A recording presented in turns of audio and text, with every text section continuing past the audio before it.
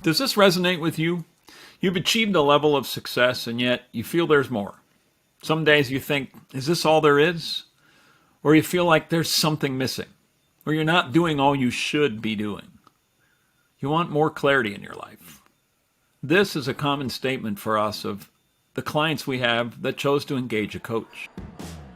Welcome to another session of Inside Outlooks, where we know that personal growth is an inside job. How we think, what we think, and why we think it are what determines our level of success and happiness. It's time to take a look inside to change the world around us.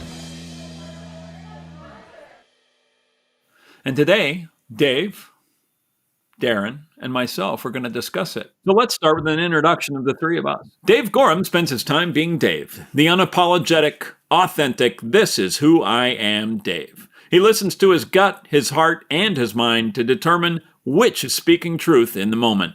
He encourages and empowers others to do the same.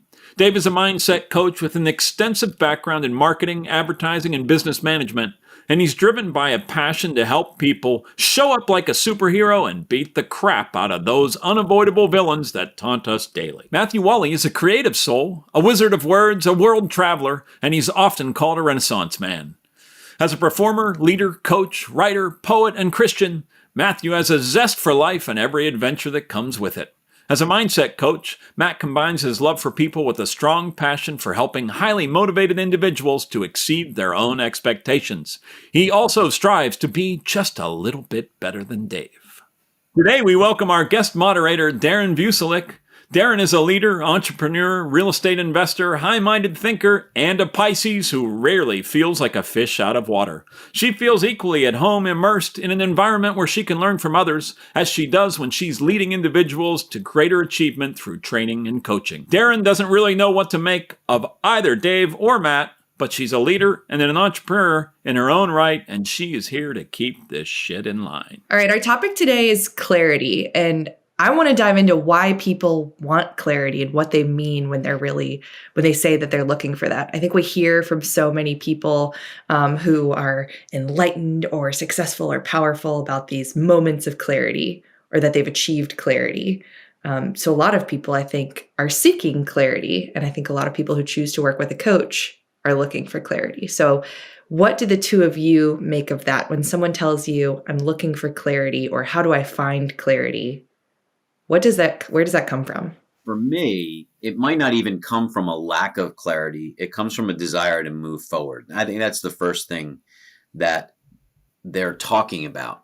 And it's a acknowledgement of, I don't know if I have the right vision for my future, or acknowledgement of, I don't know if I have the right language to talk about what the future is.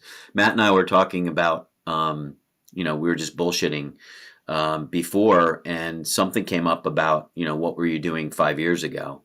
And someone gave me a meme in a text message, and it said, remember 5 years ago, you were only dreaming of where you are today. And I think that's really at the heart of what we're talking about. Is we have a lot of clarity on where we were 5 years ago. We can see it. We did it.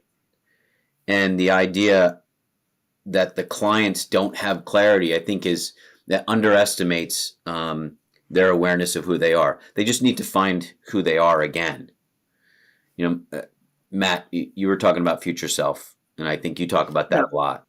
Clarity is external, right? It's outside. It's what we see based on what we think, what our beliefs are. And a lot of times I think people that are searching for clarity haven't taken the time to reflect on where they are, right? As Dave said, 5 years ago, you were dreaming about where you are today, but sometimes we don't realize where we are today. We look at the failures along the way, or we look at maybe we're not as far along as we want to be, or we're successful, but we think there's more, right? Like there's got to be more. The great William Shatner song, right? Is this all there is?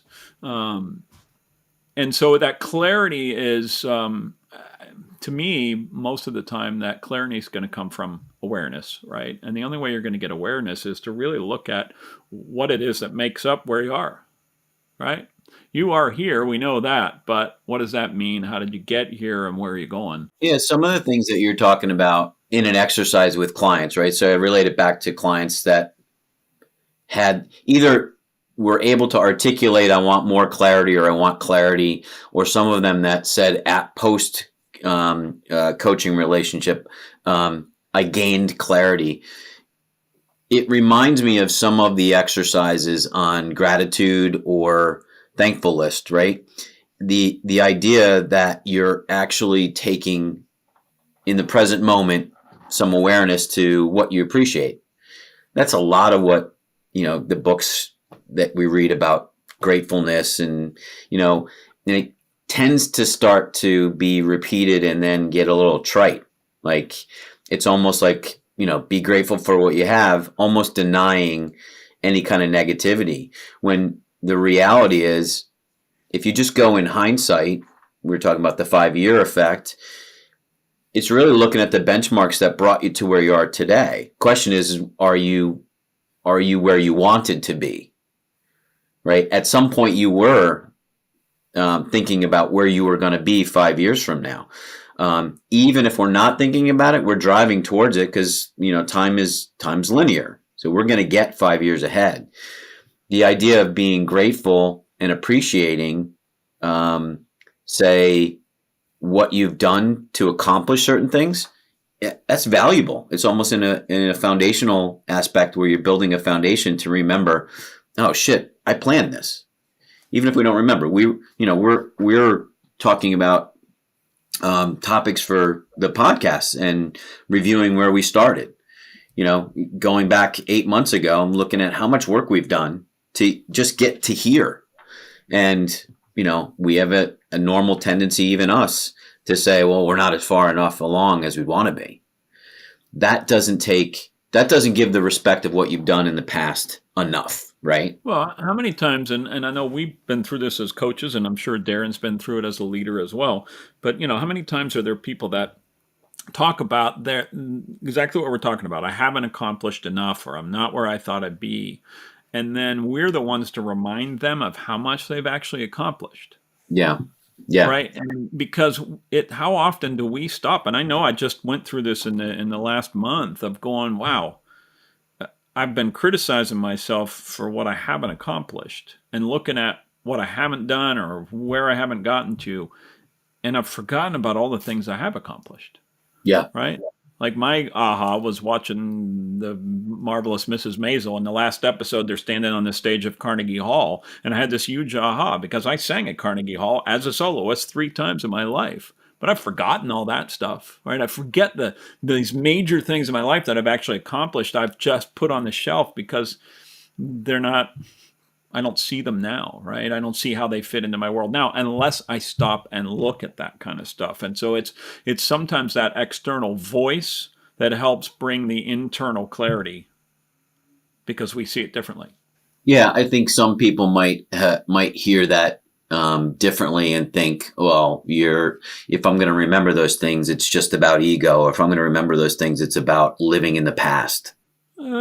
Yeah, but I don't see it as, a healthy amount of ego is good for any of us, right? But I don't see it as ego. I see it as confidence, right? Yeah. Because you forget, it's remembering, I don't know, it's being nervous before you walk out to do a presentation if you're going to speak to 500 people, right? You're not thinking about, I've done this 10 times before. You're worried about the moment.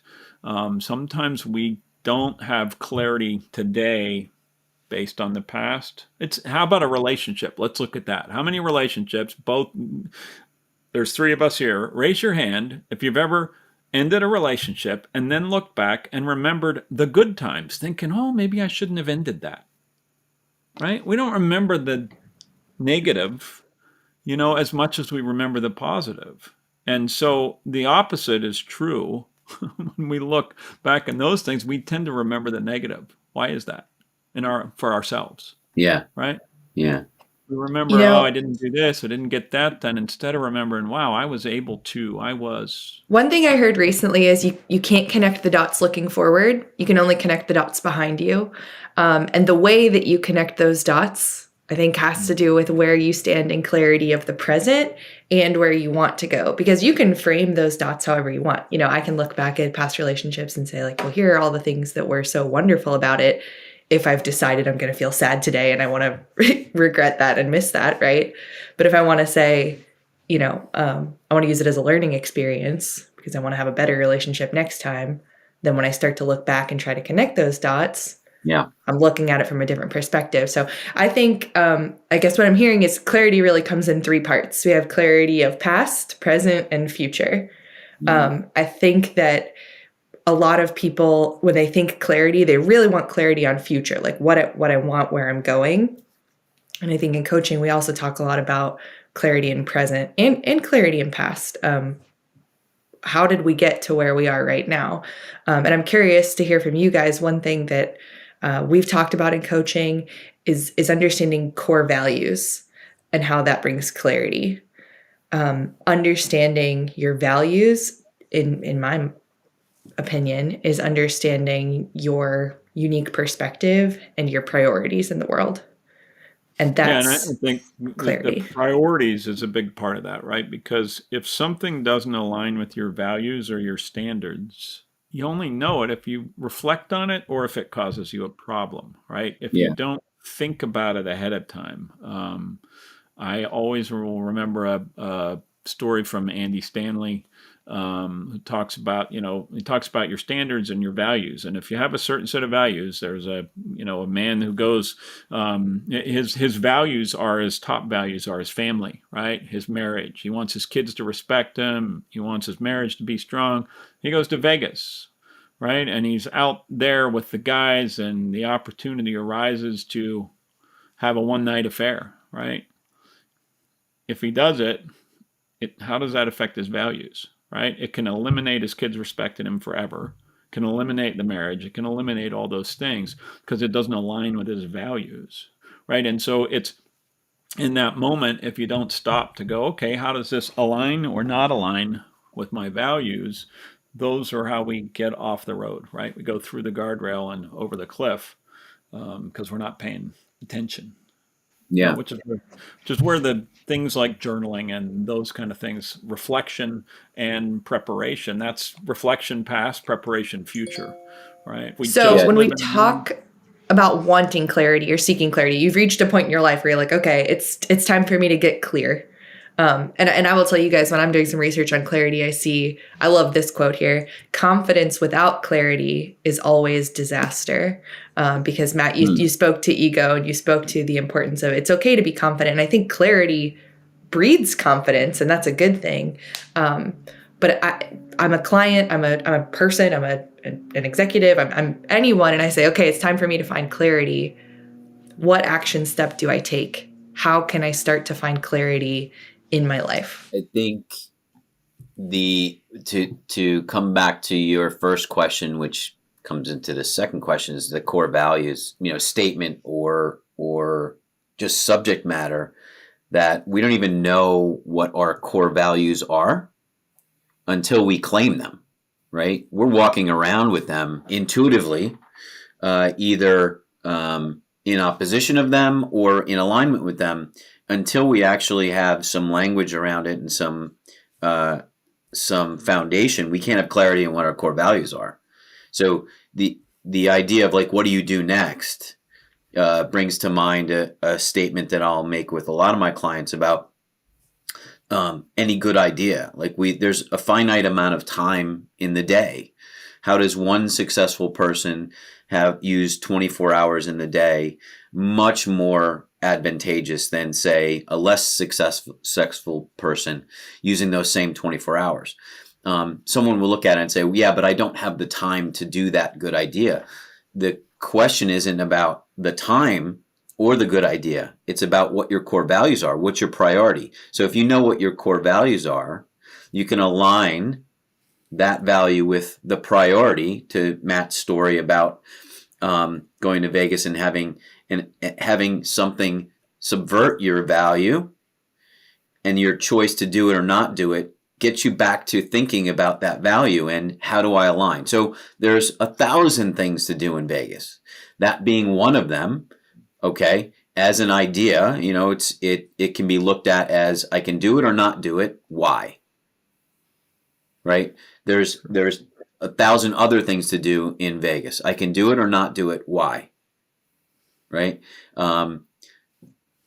That for me really provides that exercise to think about, okay, so I don't have to worry about which idea is right. I have to worry about who am I and what's my values in how I run my life, and then pick that idea that matches it, right? Because again, no shortage of good ideas. There's just a shortage of execution time. For sure. It goes along with the old don't give up what you want for what you want today. Yeah. Right? Yeah. Well, I'd like you to tell this story, and I think it relates a little bit to what Daryn is asking in the idea about what do we do to gain that clarity. Mm-hmm. Your client that had the writer, right? Yeah. He calls himself a writer, but he's a professional at something else. So I had a client who worked for a technology company, and that was his full-time gig, but he was a writer, right? And he had the ideas, he had the talent, he had the stories that he wanted to be published by a certain time, but he didn't have time. He didn't have time to write because his full-time job was what paid the bills at that point. And so finally I asked him, I said, between now and next week, could you write for 5 minutes? And he laughed and he said, 5 minutes? Well, yeah, I could write for 5 minutes. I'm like, great. All right. Can you do that? So the next call we get on, I said, how was your week? And he said, the highlights of my week were a conversation with my daughter that I didn't really want to have at that moment, but I did, and I'm really happy I did. And that I wrote for 5 minutes. And I'm thinking, okay, so you just had 7 full days, and that 5 minutes of writing was one of the highlights. Great. I said, so skipping forward, I said, do you think you can write 5 minutes every day this week? Yeah, I can do that. And then flash forward again. So by the end of a 10-week program with him of coaching, nothing had changed with his schedule in the sense of how many hours he had to put in with the technology company. The only thing that changed was what he made the priority. So in the beginning, he was trying to fit his writing in around the job. And at the end, he was fitting the job around the writing. Right. Yeah. And he made it a priority. Nothing else changed. So that's kind of the inside outlooks thing, right? The external perspective, everything is the same. Nothing has changed except inside our awareness, our values, all those things come into focus on what matters. And sometimes it's a small step like that of just writing for 5 minutes. Yeah, it's to change. It's to go inside to change the world outside. It answers Daryn's question in just that story where you're giving him an action item, right, as a practice. Just go write for 5 minutes. Simple. Very simple. And we underestimate the simple, right, as we discount it as it's not going to help. It's a mountain out of a molehill. You keep doing that, and it will create a mountain for him writing. What you're candy coating for him in an activity is, it's so easy to write 5 minutes. Isn't it easy? It does that. And you're reaffirming for him that the time isn't the aspect. It's the choice of doing what you love, where he then can reframe inside, I love writing. Yes, I value, this is me extrapolating a little bit. I value my family and I value this job and honor the job because it provides a career and income to support my family, and also writing. I can be a writer in that. Right. That's going inside. You're able to give him that one outside thing, in this case, write for 5 minutes, to start to change the world inside, and then it basically compounds out. Right. And for a person that's not a writer, it's no different. Can you journal for 5 minutes between now and next week? Yeah. Yeah, I can do it. 5 minutes, sure. Great. Do it. Yeah. And then that 5 minutes leads to being able to do it 5 minutes a day, right? Which may lead to them doing it for more time. He wasn't just writing for 5 minutes by the end of that time. He was writing for more than that. But because he realized that he was using all the external stuff as an excuse to ignore what he valued most. Yeah. And, to wrap it up from that standpoint and get Daryn's question answered, what can the listeners do? Take a stab at writing down what you value in your life. Take a stab at looking back a year or 2 or 3 and taking stock of what you've done to get you to today. And think about, are you where you want to be today? Because you can do that again in the forward thinking and pre-plan where you're going to be a year or 2 from now. Yeah, one thing that I'm reminded and I'm hearing here too, I think clarity is a very, at least when I hear that word, it feels very internal. It feels very like I need clarity of myself and my thoughts. Yeah. And it usually actually happens externally. And I think a lot of times when you have this kind of objective third party who can say, well, I've heard you tell me 10 times that the best part of your day was writing, you go, duh, Right. but you don't always hear it because you're so inside your head. So I think for a lot of people who haven't experienced coaching, it sounds so simple and so basic, but if you've ever had a coach or any kind of coaching relationship, a coach can kind of see those patterns emerge from your thoughts and help you find that clarity. So I think coaching and clarity kind of go hand in hand. Yeah, I definitely agree with that. It's pulling that out and taking notes. Like as soon as you get it out of your head, it's out of your head, and you can actually look at it and start to analyze. We underestimate the aspect of journaling, and it doesn't even have to be journaling, right? It could be list writing. It could be goal setting. In this case, it could be writing down what you believe your values are. Getting that out of your head helps you on the path of moving forward. To Matt's example, it's an action item to do. Write for 5 minutes. Awesome. Yeah, the clarity you can gain, I think that's, when we talk about journaling and things like that, people so often, isn't it odd that we're talking about clarity today, and yet Daryn is completely pixelated. Anyway, the journaling side of things, I mean, there's so many people that I've coached that struggle with what do I journal about, right? Even if they have a prompt to get them started, they still struggle with that. And I always just say whatever is top of mind, right? Which could be, I can't believe they were out of my favorite flavor of ice cream at the store today. I can't believe that guy pulled out in front of me. I can't believe my sister's doing this. Whatever that is, whatever's on top of your mind, because when we get through that, that's when we get to what's important. And I think that's part of when people are looking for clarity today, they're distracted by all the different places they're getting information from, or that they can put their attention to, from emails to text messages to videos to this and to that. Right. And if they don't slow down, right? Yeah, if they don't slow down. So if you want clarity, the first step is slow down, get a legal pad and a pen, right? And just start writing what's in your head. Or do it on a computer and put it in a notepad on the computer. But just write what's going on, because that will begin to bring clarity on everything. Yeah, absolutely. That's a great slow ending to today's episode. I personally like illegal pads. Yeah, well, of course you would. Yeah, yes, of course. We really should have worn. I should have had a white shirt, and you have a black shirt today. That's true. It's a yin and yang for Inside Outlooks.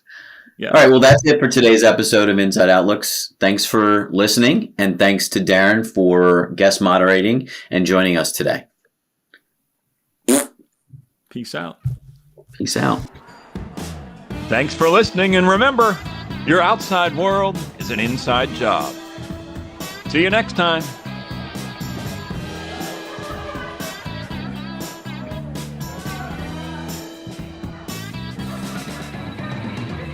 Hey, can we get 2 more over here? Make them doubles.